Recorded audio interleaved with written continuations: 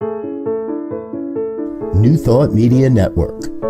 We are a global broadcast network of positive music, media, and entertainment, inspiring humanity's evolution along the journey of enlightenment and creating a world of love, peace, empowerment, and prosperity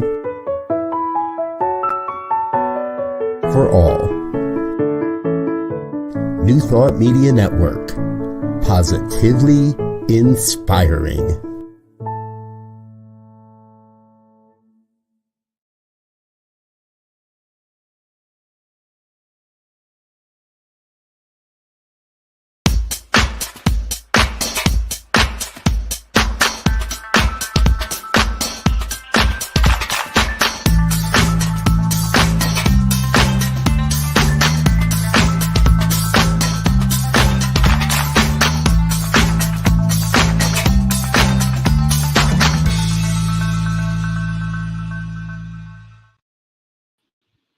Why, hello, it's me, yes, me, Bonnie Gonzalez, your doula for grief. And I am still a grief coach, a religious science practitioner, a registered nurse, and a soul collage facilitator. And oh, I love that expression. I'm just like you, another human being on the planet here at this really auspicious time. So thank you for joining me today. If today is your first time joining, welcome, welcome. I'm so happy that you dialed in, and I want you to know that you have come to the right place to start your recovery of healing from grief. And if you are a returning viewer, welcome, welcome. I'm honored to have you back again. So I say to both the first timers, the old timers, make this hour about you. Make this hour for you. Join the conversation. Drop a comment in the comment box. We would love to hear from you. If you have a question or if there's a situation or concern you'd like us to address, we are here. We are here for you. And so with that said, I know it is with a heavy heart and sadness that so many people are feeling today, are in mourning for the loss of our beautiful Tina Turner, who made her transition last week. Such an outpouring of love from so many people. I've received texts and emails to say, oh, Bonnie, have you heard that Tina Turner made her transition? And then they go on to share their stories around Tina Turner. And yes, she had great music. Oh my gosh, what an icon. But not only her music, the story of her life touched so many people, you know, escaping an abusive marriage and going on to be truly successful on her own and standing on her own. Just a testament for so many of us. So many of her fans were touched equally by her music and even more so by her life story. So I just want to take a minute to honor Tina Turner in my own way and share in with me with that. For Tina Turner, I light this candle, honoring her life. I know that Tina Turner was a devout Buddhist and chanted Nam Myoho Renge Kyo every day. And I too myself have chanted Nam Myoho Renge Kyo for the last 30-something years. So what I want to say is I offer this candle to symbolize the light that Tina Turner shone on the world and still continues to shine in her transition. And I just offer this Buddhist chant for her. Nam Myoho Renge Kyo, Nam Myoho Renge Kyo, Nam Myoho Renge Kyo. Thank you, Tina, for all that you've given us and for all that you will continue to give. And that chant is, the translation is devotion to the mystic law of cause and effect through sound. So thank you. Thank you for allowing me to honor her and honor Tina in whatever way feels natural and right for you. When we have an icon such as Tina Turner that makes their transition, it puts us all into what's called a collective grief, that we're all simultaneously sharing and feeling that loss. And the wonderful part of having a collective grief, we get to talk to people about it. We all have a story that we can tell about Tina Turner, knowing her, or if you didn't know her. There was one, everyone knows, her R&B music and queen of rock and roll. But what I was going to say, give a listen to, there's a CD and it's called Beyond the Children. And it's teaching children to pray. It's beautiful music, and she's a part. That's her production. So thank you. And I was going to say, talking about collective grief, that we do get to share with each other our thoughts and memories. And we can also do things. We can start a fund in the name of Tina Turner, supporting some organization that she loved and held dear. If that doesn't speak to you, that's okay. What you can do is you can put on some of her music and listen to it. You can. There was one person I know that dressed up like Tina Turner, put on their favorite concert shirt. But do whatever whatever feels right in your heart to do. Even lighting a candle, that simple, can really help you with tapping into what you feel around the grief of the loss of Tina Turner. So I just thank you. Thank you for listening and just knowing that it is times like this that we find comfort being with family and friends. So, thank you, Tina Turner. So our show today is just perfect. It's just perfect coming on the heels of a loss like that. Today, our show is about love. And we had a couple working themes, and I was going to say the power of love to heal, and also loving our way through grief, loving the healing power of love, loving our way through grief. And we have an expert here on love. I couldn't think of another person that can speak to love the way my guest speaks to love. And my guest today, I'm so honored to have Krista McAtee. And she's a religious science practitioner, and she's the CEO of Evolutionary Love, which teaches that every action is an act of love or a call for love.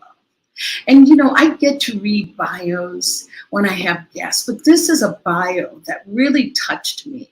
I just want you to sit back, maybe close your eyes just for a minute, and just take in her bio. So, Krista's 25-year journey through education has been about teaching as an act of love.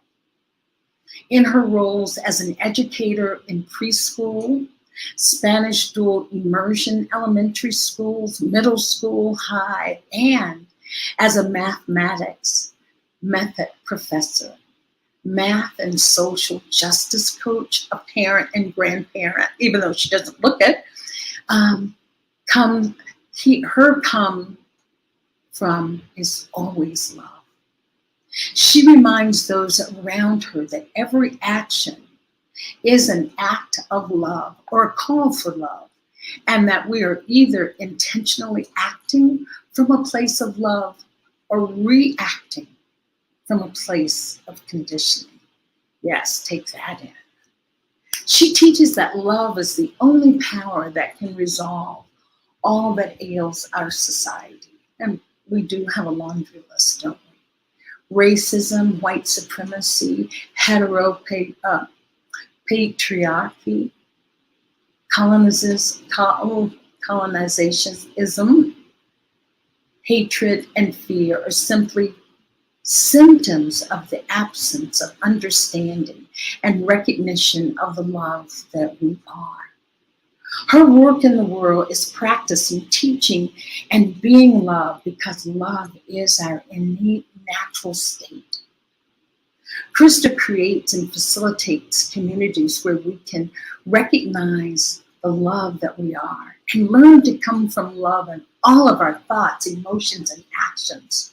When we better learn our true nature, love, all the ways we have been conditioned to practice separation, hierarchies, fear, etc., will simply melt away.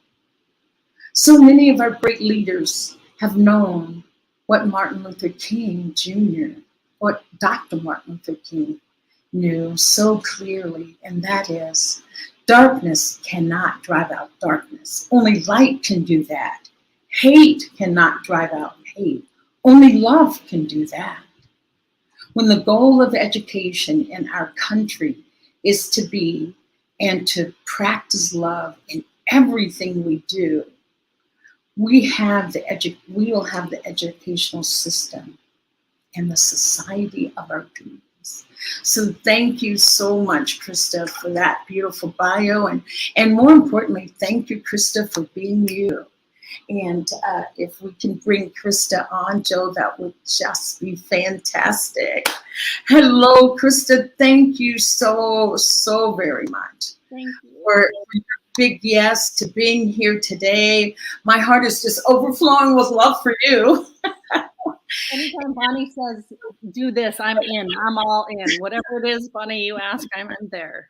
Oh my gosh, Krista, just reading your bio, and it is so you when it talks about love. You're just the embodiment of love.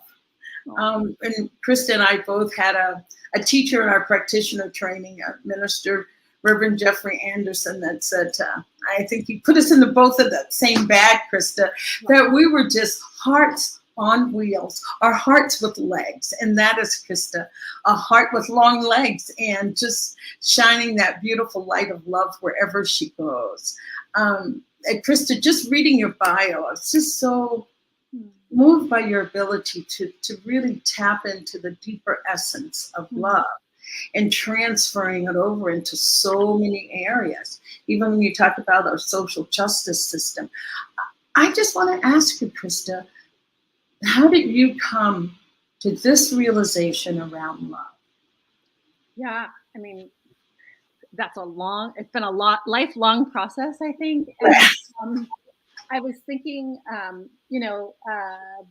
it's kind of been a coming out experience for me. Like, in our society, we don't talk about love that much. And I feel like as a little one, I would express love, and people just didn't know how to receive or handle that a lot of the time. And so it's taking time. And actually, when you asked me that this time, I'm thinking back to my second grade teacher. He was a huge impetus for my my passion about creating belonging. I wasn't using the word love at that time, but I had this second grade teacher who was outed as a gay man in the local newspaper, and a lot of people were moving their kids out of his class.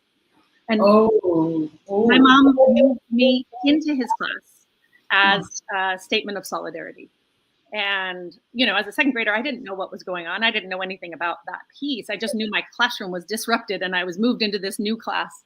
And he shared pictures and videos and, photo books of the civil rights movement and Jim Crow laws. And I came home crying day after day after day. And my mom, said I was so mad at her. Why didn't you tell me this happened in the world? And made a commitment at 7 that I was going to do whatever I could to make spaces a place where everyone felt like they belonged. Hmm. And I started learning Spanish then as a 7-year-old. And that's been my journey. And I, always about creating spaces where, especially folks who are often told they don't belong, see a space for them. And and it's morphed and changed. And I've got more firmly in touch with love as this power over the time. Like you said, Jeff Anderson would say, the being informs the doing, right? And yes, if we're talking about changing how we do things in the world, we have to start with how we be. And if we be love, which I believe is our innate nature, it's who we are. If we allow that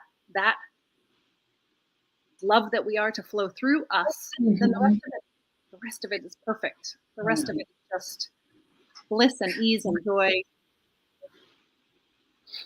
Yes. Yeah. Oh, I was going to say, Krista, I just think that is so, such a touching experience that you shared about your mom. She was truly what we called an evolved and enlightened soul. That's all I can say to go against what would have been the norm at that time. Right. And I was going to say, for myself, though, we have a comment there from Whitefire Faulkner. Wow, Krista, very cool of your mom and you at 7 years old. Love is the only power. Oh, thank you so much, Whitefire. That was just what I was saying. Your mom, to be that focal point to teach you about love. My own experience with love, when I think back to, Chris, you're talking about being in, 2nd grade and having that happen. I think when I first, quote unquote, talked about love, it's like, that boy and girl kind of thing, boys and girls. And that's the kind of love that I was aware of.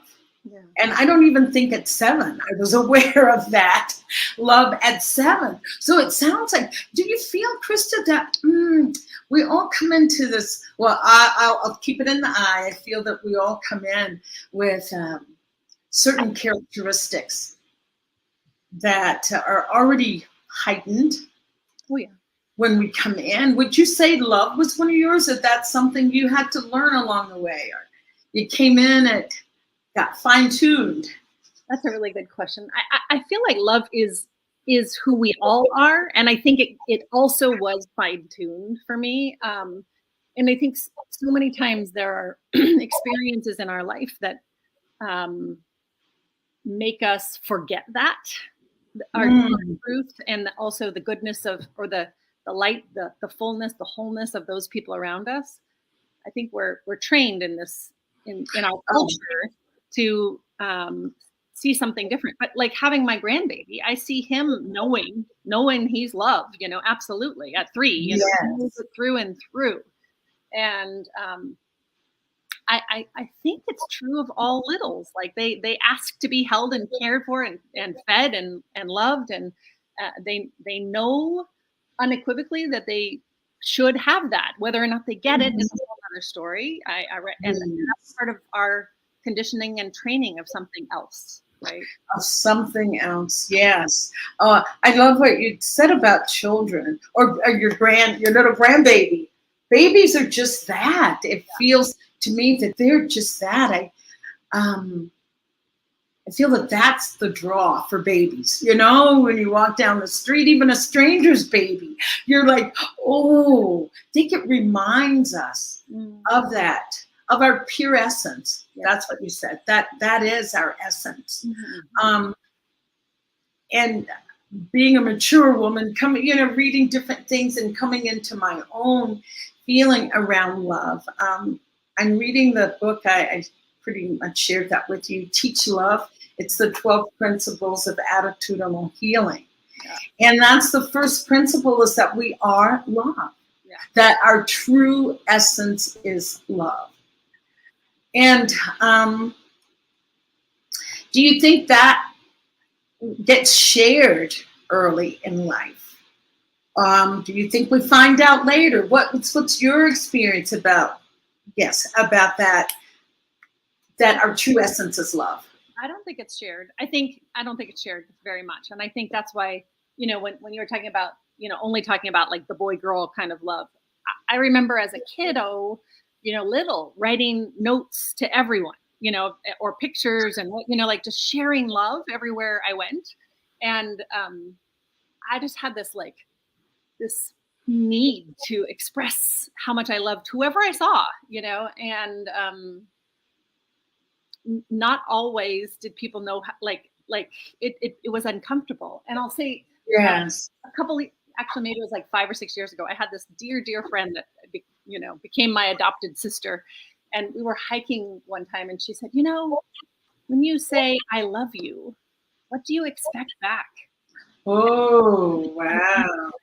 And I said, nothing. And she says, oh, okay. And I realize, that's another example of, I'm expressive. I share love, and not everybody knows for so many different reasons. And I think I think littles, I taught preschool and first grade, and they express love. Like it just pours from them, and they're constantly shown that, maybe you shouldn't be this loving in this way, or maybe you shouldn't, and I think we tend to hold back. And like when you said, how did I come to this place? I think it's been an evolution, and especially in education, to be able to talk about love. I'm doing math teaching as an act of love, science and math teaching as an act of love. That is a language that is not used a lot in math education, and I think it works for me for all the ways, wherever we show up, whether it's teaching or walking down the street or driving on the freeway or whatever. If we're seeing love, then whatever action comes out of that is inspired by that. It comes from love.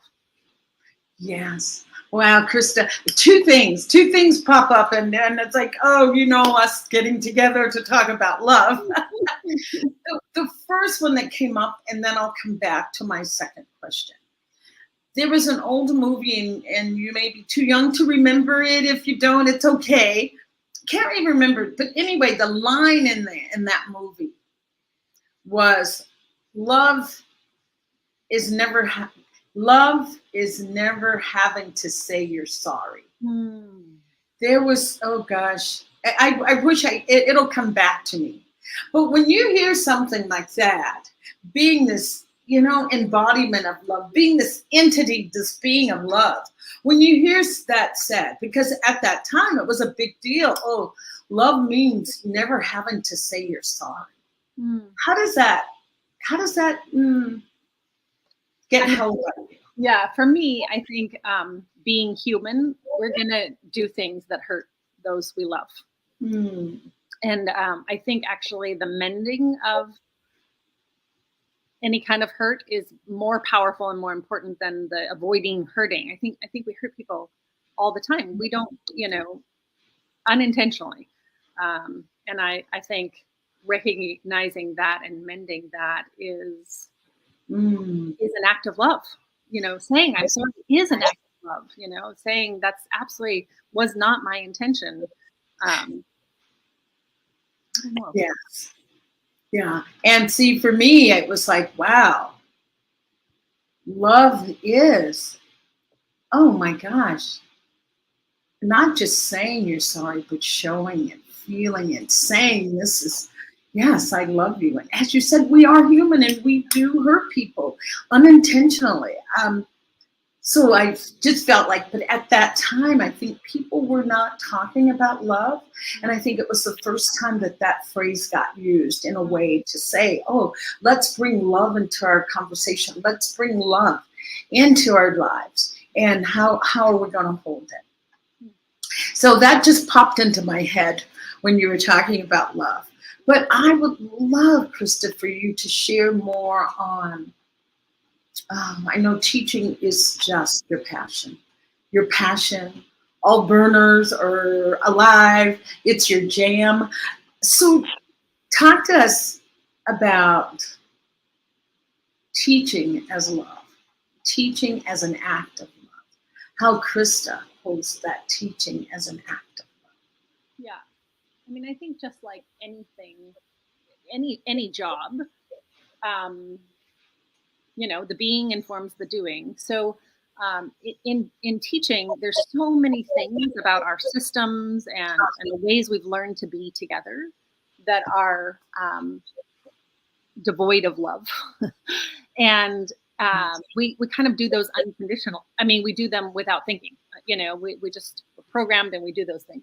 So I was thinking of early, because we were talking about early childhood stuff. I was thinking of, for example, a moment when in kindergarten, my teacher rewarded me, pulled me up in front of the class for something I had done and gave me a cookie in front of everybody and said, you know, she did this the right way and all that stuff. And I remember that feeling like just a knot in my stomach and so uncomfortable because I was like pulled apart from my community, my you know, I was, you know, this idea of separation, right? Yes. Using me as an example in that particular case, not oftentimes I was not the example, but in that case I was, and actually being the positive example felt horrible to me because of separation, and which to me, we're one, you know, we're one. How do we have oneness? And oneness and love are, you know, a powerful, you know, they go hand in hand, right? Yes. So, you know, what I'm doing right now is we're coming together with math and science teachers and other teachers, and we're sharing videos of our teaching, and we're saying, looking for evidence of love. We're saying, oh, when you did this, it was an example of practicing love because, and we filmed like, and then we talk about, well, what could be more loving? You know, maybe if you posed this, maybe if you created more time for students to think and write down their ideas before they shared in the whole class, that would be an act of love. You know, so we're just beginning because this is not a, you know, common conversation in education. And the teachers are talking about what assessing student learning as an act of love. You know, tests are always so traumatizing for kiddos. Oh my gosh, yeah. Right. For kiddos, how about adults? Right. But I'm just like, you can imagine. Right. Yeah. Yeah. So we're trying to imagine something different. What would it be to, because it's important for us as teachers to know what students know and can do, right? What would it, how could we think about assessing student understanding as an act of love? Like that's so different than the way we've been conditioned. So we're playing around with it because I think, you know we get better at whatever we practice, right? The more we practice something. And so for me, practicing love is the most important thing. If I'm practicing, that's the one thing I want to get better at. I want to get better at being love, practicing love, sharing from a place of love, looking through a lens of love. And Krista, and I'm going to kind of bring it to the fact that this is a show about grief. Yeah. It is a show about love. And I hear your passion. I can feel the love that you have for education. So how do you move through a system that really does not support what you're so passionate about? How do you move through that system until the change happens that you want to see? Because I know it will happen. But Ayala Van Zandt had a book that said, but in the meantime, what do you do with that maybe brokenheartedness of, wow, you know, I really wanted this to be more loving, but the system is not supporting me in doing that. Yeah. And that can be a grief in itself, that you grieve the loss of that dream that you had as education being love and active love. So I think of so many things when you ask that question. There are so many parts. I think that this is a paradigm shift that's huge, and that takes time. And so one piece is honoring that time that it takes, and being in allowing the grief is absolutely crucial, right? Allowing and holding ourselves and each other in that grief is required. I also think when I see examples of kind of the opposite of that, like so much is happening in our world that is like heartbreaking, right? School shootings, and there's so much happening that is absolutely heartbreaking. And so there's two pieces for me: honoring that, and then I love what Valerie Kaur, she started the revolutionary love project. Revolutionary love. See No Stranger, a memoir and manifesto of revolutionary love. She talks about how when transition happens, if you think about birthing and or dying, contractions happen that are bigger and more painful as we get closer to the transition. And so, like we have to push and breathe. And when I see those contractions, those things that are really hard to hold, if I can remember, this too is a part of a transition, the birthing, the dying of something, white supremacy, hierarchy, separation, all that needs to die, and death is painful and hard. We push and breathe through it, so that we can be around still for the birthing of something new. Yes. And I can so feel that. I too, had a profession of being a registered nurse and wanting to bring that love and care to each patient, but the system wasn't supporting us then. It was hurry up, the next patient. Why is your patient still here? They should be discharged. They should be home, or get them transferred to the floor. God forbid if they did die, hurry and get to the morgue so that you can get the next one. And it is when we come into professions where we bring our whole heart, that knowing that the system may not always support that. Right. And not saying to give up on your dreams or hopes of change. Right. The way I learned to hold it, it's like, yes, I'm in this big jungle and I want to care for these two sweet little patients. What I would just go back to is like, I'm not getting the support that I need. What can I bring to this patient right now? What can I bring to this patient right now?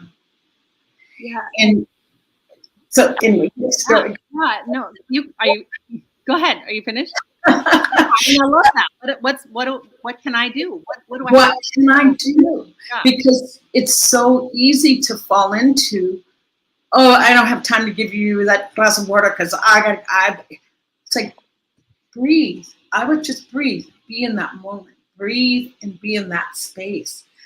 Being a critical care nurse, there were like true life or death emergencies, but breathing and staying present, and what can I offer right now? What can I do in this moment that will alleviate suffering?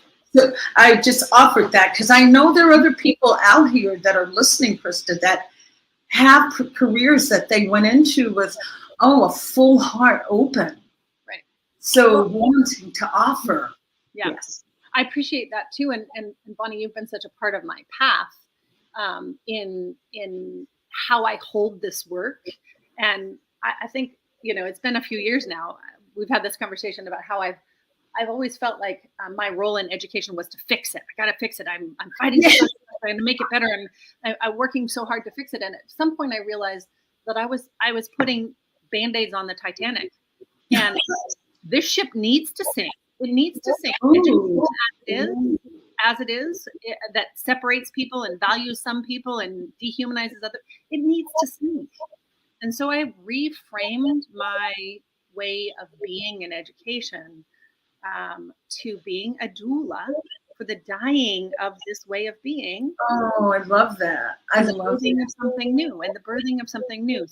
So when you say what's mine to bring is just like honoring, seeing and holding us in our grieving of this way of being, the dying of kind of what we know, what we've lived, that this paradigm needs to die, and it's painful and it's hard.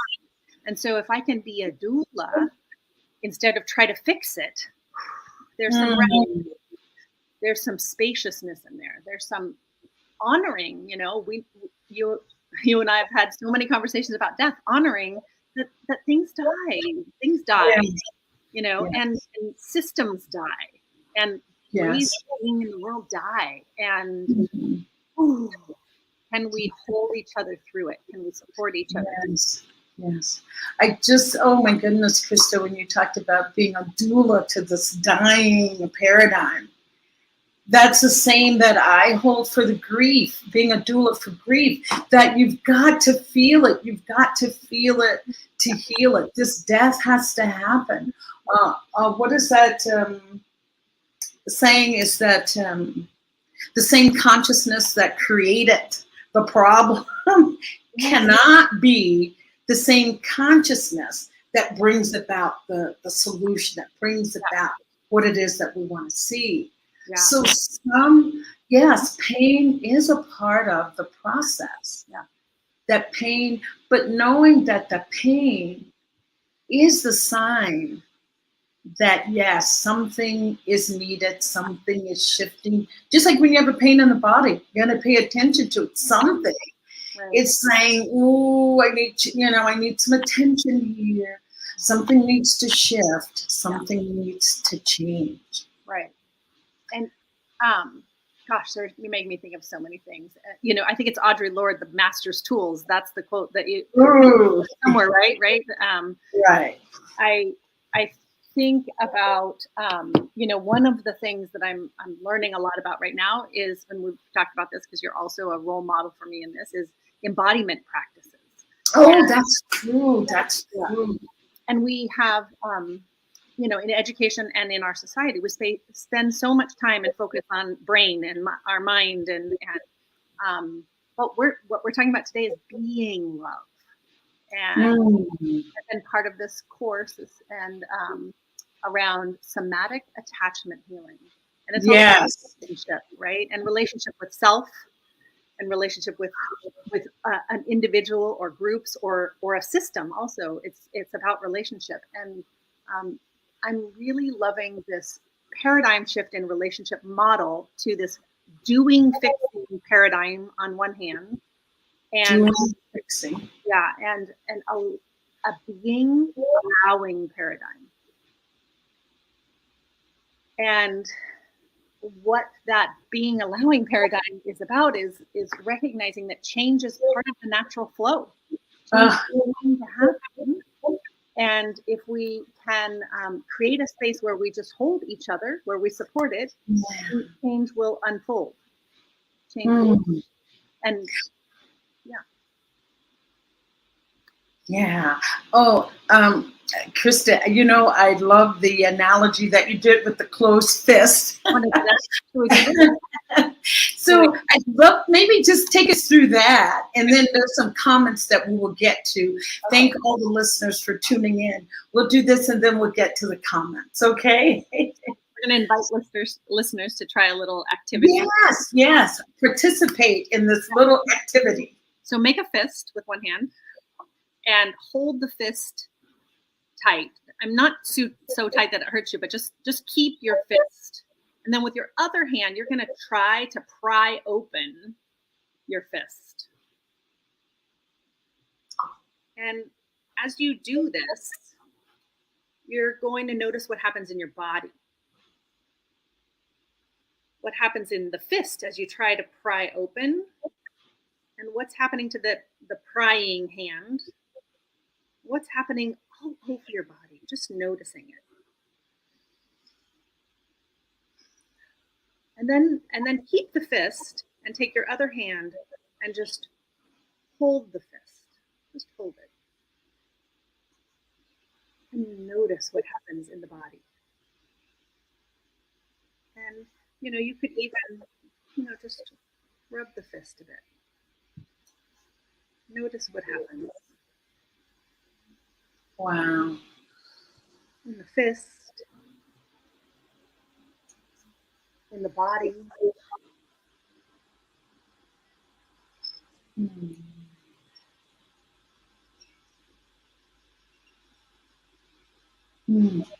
Feels like an involuntary cooperation of everything. Everything relaxed.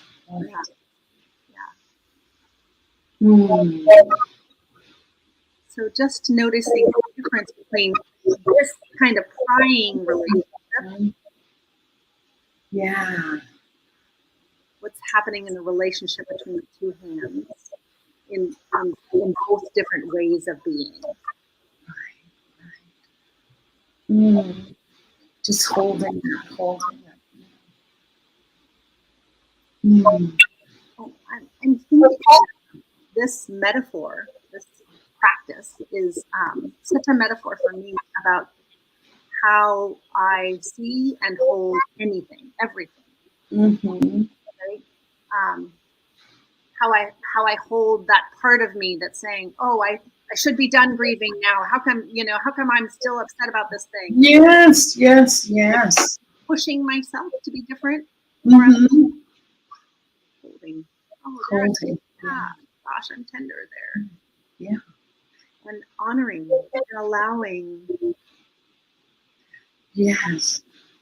Oh, Krista, that is so beautiful, and especially is related to grief. And so many people come to me to say, "Why aren't I over this? I've done I did all the breathing exercises, I did all the journaling, I was writing, and I'm still in grief." Yeah. And it's about to allow yourself to grieve. Treat yourself like a gentle, sweet little newborn. Yeah. Just holding that. Yeah. I think this is why I love this exercise so much, because it so speaks to that so much happens with the allowing of it. Right. It reminds me of when I tell people that whatever emotions come, they come to pass. It's only when we go, "Oh, I can't feel that right now. I can't, not that it stays." But when we say, "Wow, I am feeling so super sad today. I really miss my old house with the bed that I'd come home and just lay on and just be." When I allow myself to go there, it passes through. Yeah. Then I'm back to, "Oh yeah, I've got the other bed now, and it has its fine points too." Right. So just that, not so much resistance and crying and pushing. Yeah. Crying and pushing. Okay, so now we're going to go to Joe. If you could put back up Whitefire's. She says, "I am singing the song right now." Oh, wait a minute, Joe.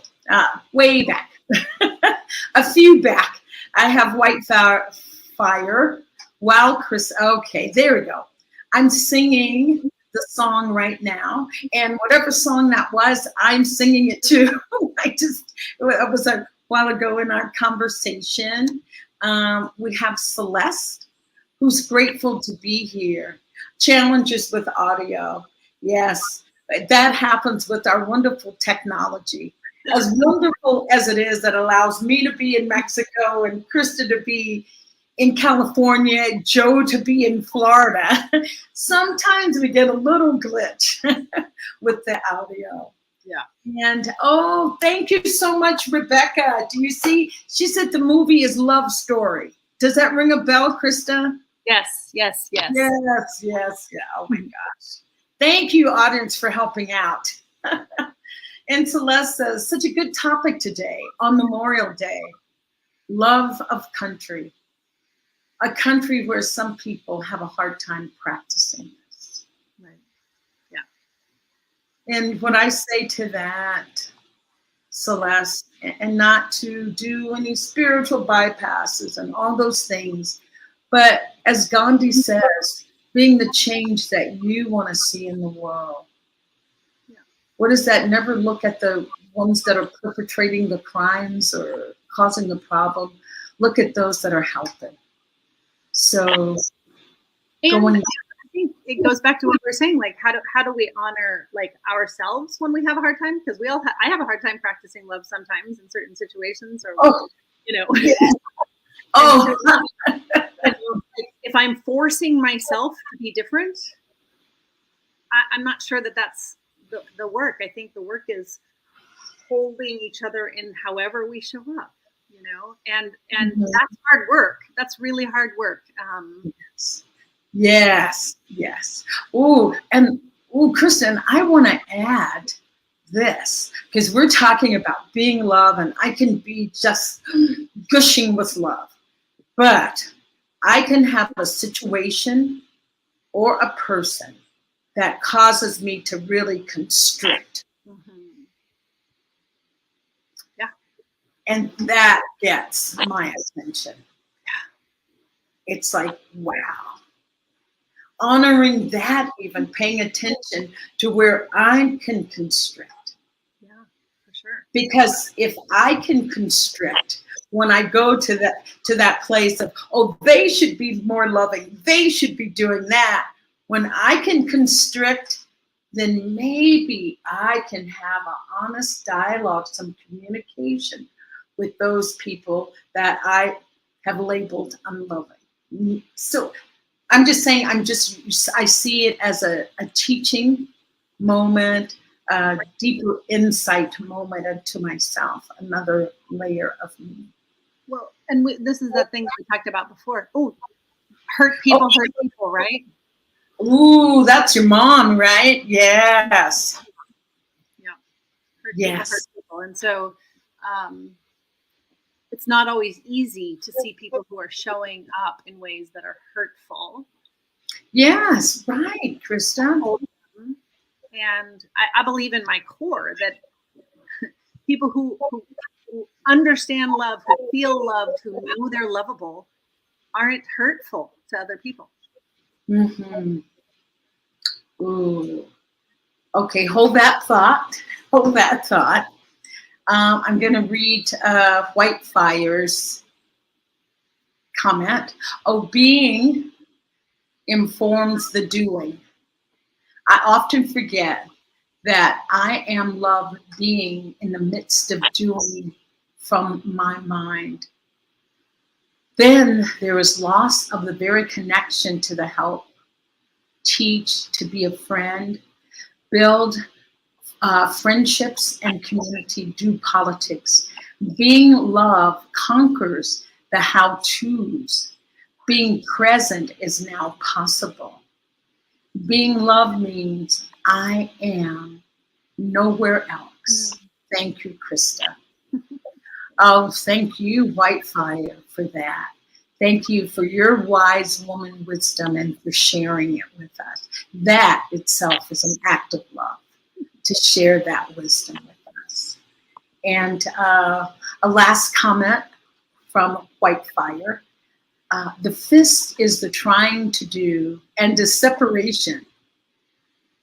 The holding the fist is connection. Yes. Whitefire is going to be our next guest, Krista. Whitefire, you're invited to come on. Your doula for grief. We can have we can have a little tag team here.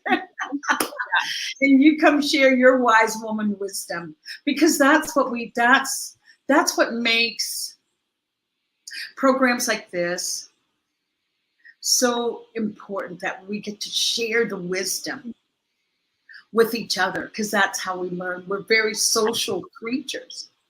Bell Hooks says it best, that we can't heal in isolation. We can't heal in isolation. So we need the Whitefires and Celeste out there. And we need the Bonnies and we need the Kristas, because we cannot heal in isolation. And we that are lending our voices. So, yeah. Bonnie, it makes me think of when you were talking, about honoring Tina Turner. It's the interbeingness, like how much these these people who we've known and we've mourned, bell hooks too. Oh, yes. That was part of us. They're a part of us. Like those songs, the music, the wisdom live in us. Yes, that they continue to live on with us. Yeah. What is that? That when a tree dies in the forest, it gives off the nutrients for the other trees to continue and grow. So that's what the Tina Turners, the bell hooks, have done for us. They're giving us more to grow on, more energy to grow forward.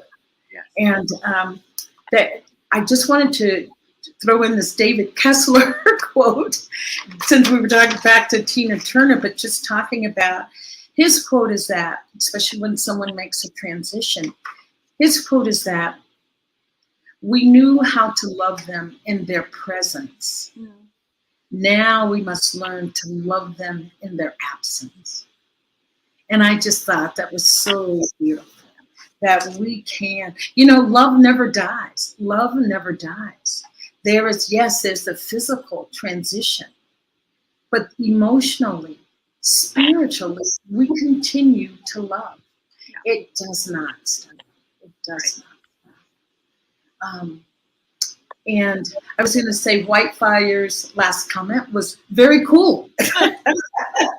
She's agreed to be a host. I mean, she's agreed to be a guest on the show. And Whitefire, I will get your contact information from Krista. So with that said, Krista, I just love how we're talking about the whole death of educational systems as we know it. And I know, since I've been a part of your journey, I know part of your history. And Krista is one of those people that's really fortunate to be able to mentor new teachers and to teach teachers. And so coming from what you know now, Krista, about that, I was going to say a little bit of give and take and back and forth, that wanting to teach in a certain way and not being able to have that supported. What would you say to those teachers now that you're mentoring? What would you say to young people that are entering and saying, I want to be a teacher? Right. Yes. What words of wisdom would you have for them about loving what you're doing? Yeah, that's such a big question, Bonnie. I mean, I teach elementary math methods, like you mentioned earlier, and I think about, if I believe in, for example, I believe agencies, like students and teachers having power in showing up in the ways that are in alignment with themselves and that are, demonstrating who they are in the world, like being ourselves.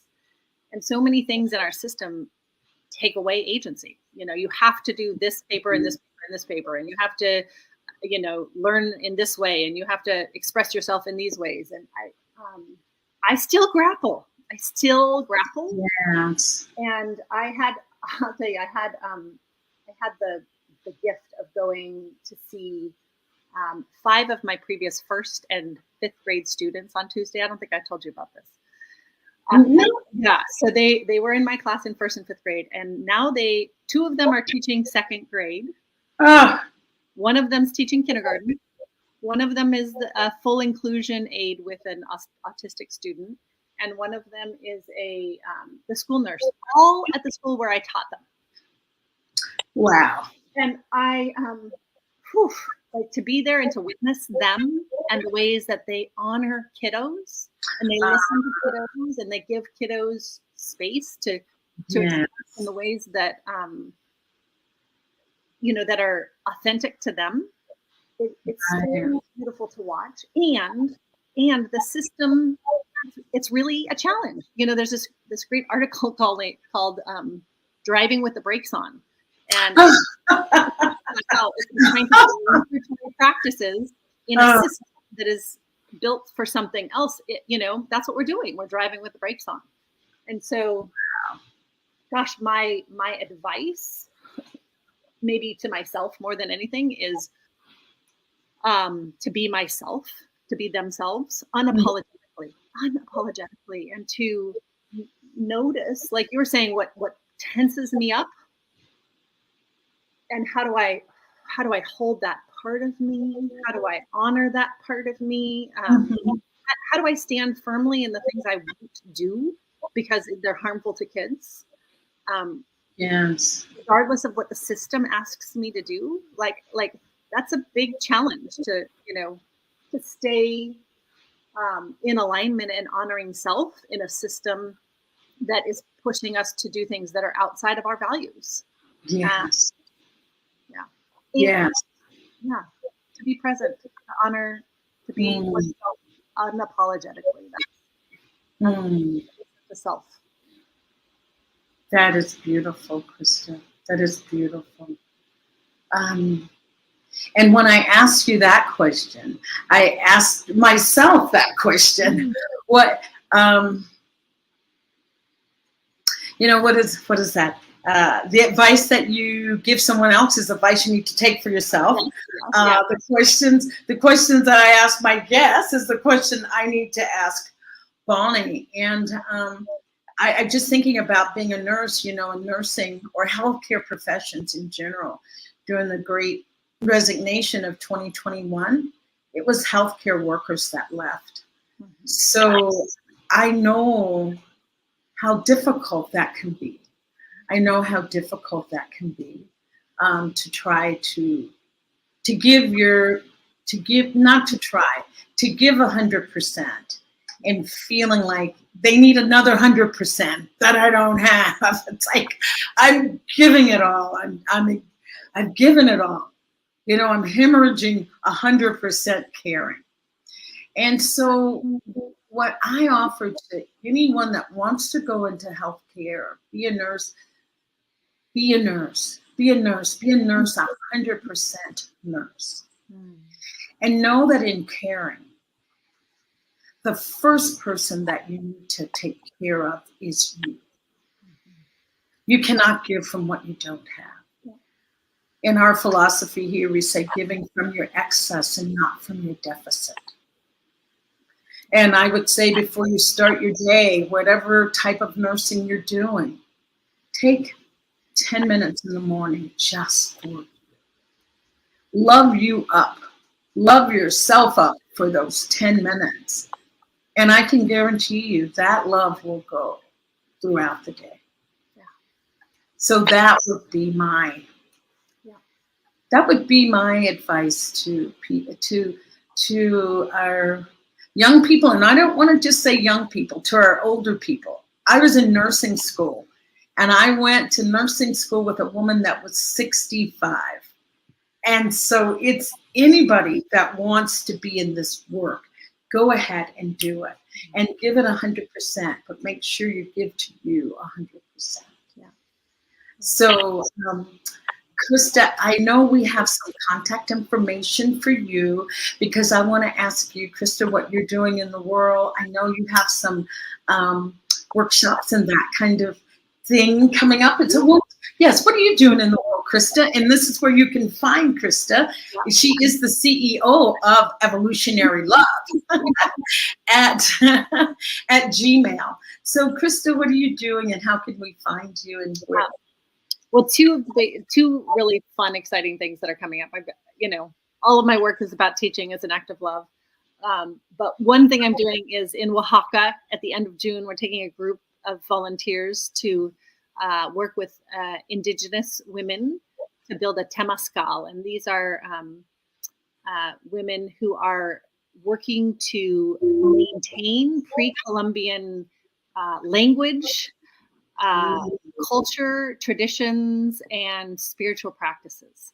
And so with a nonprofit organization called Seeds of Learning, I'm bringing a group down there, and we're going to help build a temazcal, which is like a center for ritual and ceremony. Oh, Krista, beautiful.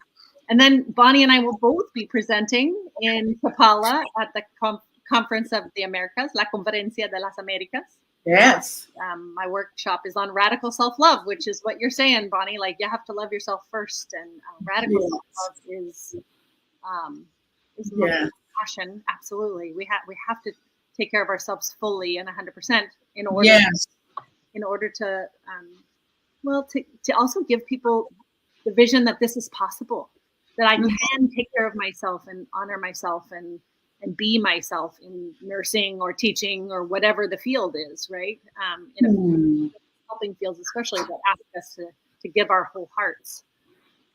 We got to protect our own hearts first. Yes, so that our heart stays full and stays fully engaged. Oh, Krista, I can't wait. I can't believe the time has gone by so fast. We're going to have a part 2. I told you to bring another blouse so that you could switch clothes and we can continue for part 2. But we're going to end here. If you want to know more, you can just, you can find me, Bonnie Gonzalez, at yourdoulaforgrief.com. Just yourdoulaforgrief.com will take you there. And I would just love to hear from you, send an email, and just continue to watch and share this with your friends. Share whatever you've gotten from this program today. Share it with a friend. That is an act of love when you share with someone good news. So thank you so much. I'm Bonnie Gonzalez, grief coach. I am here. I will see you next time. Krista, love you. Thank you, and thank you for my guest. All righty. Thank you to my guest and to the audience. Ciao. I'll see you next time. Ciao, ciao.